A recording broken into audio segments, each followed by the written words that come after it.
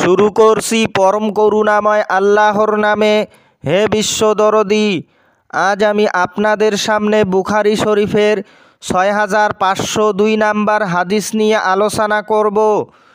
তরিকপন্থীদের জন্য বিশেষ করে আপনারা যারা তরিক নিয়েছেন, আপনারা ভিডিওটি স্কিপ না করে ভালোভাবে শুনুন।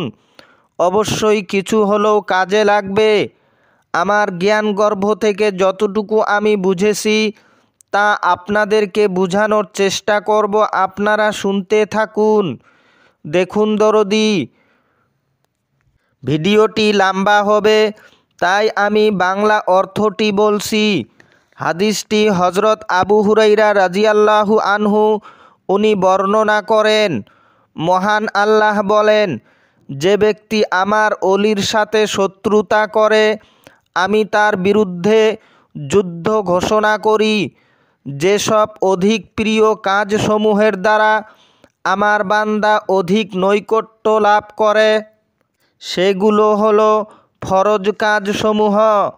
অতপর আমার বান্দা নফল কাজের মাধ্যমে আমার আরও এত নিকটবর্তী হতে থাকে যতক্ষণ না আমি তাকে ভালোবাসি।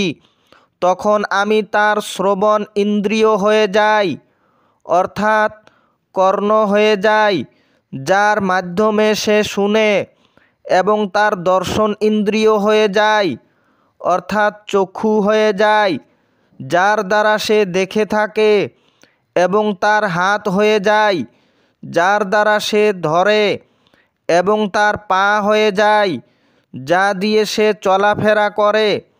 যদি আমার কাছে কিছু প্রার্থনা করে আমি তাকে তাই দান করেই। তাই আউলিয়াগণের মুখের বাণী হলো মূলত মহান আল্লাহর বাণী, কেননা আউলিয়াগণ হলো সত্যবাদী, আর সত্যবাদীদের সঙ্গেই মহান আল্লাহ আছেন, এবং তাদের মুখ থেকে যা বের হয় তা শুধু জনগণের কল্যাণেই হয়ে থাকে, কেননা তারা মহান আল্লাহর রঙে রঞ্জিত হয়ে গেছে, অথবা তারা পরিপূর্ণ মুমিন বান্দায় পরিণত হয়ে গেছে, অথবা তারা ফানাফিল্লা অস্তর পার করে ফানায় বাঁকায় প্রবেশ করেছে। তাই তাদের মুখের বাণী হলো সত্য, এবং তারা যে কোনো কাজ করে শুধু বিশ্ববাসীর মঙ্গল করে থাকে, অথবা বিশ্ববাসীর মঙ্গল হয়ে যায়, অথবা তারা সর্বদাই বিশ্ববাসীর মঙ্গল চিন্তা করে থাকে।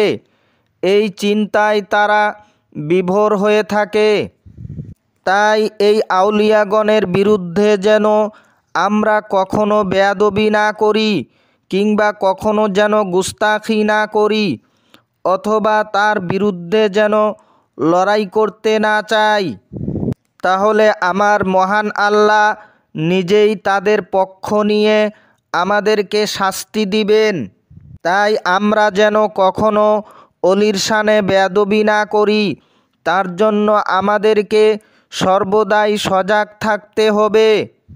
কেননা তারা যদি আমাদের আচরণে নারাজ হয়ে যায়, অথবা তারা যদি রেগে যায় আমাদের কোনো কাজ ক্ষেত্রে, তাহলে অবশ্যই আমাদের ধ্বংস অনিবার্য, এবং মহান আল্লাহ আমাদিগকে কঠিন থেকে কঠিনতম শাস্তি দান করবে।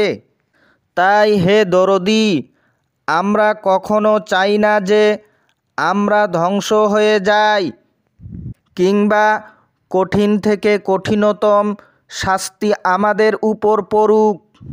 তাই আমরা আউলিয়াগণকে অন্তরের শ্রদ্ধার নজরে আমরা দেখব, এবং আমরা অন্তর দিয়ে তাদেরকে ভালোবাসব।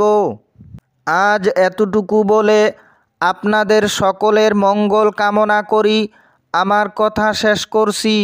খুদা হাফিজ।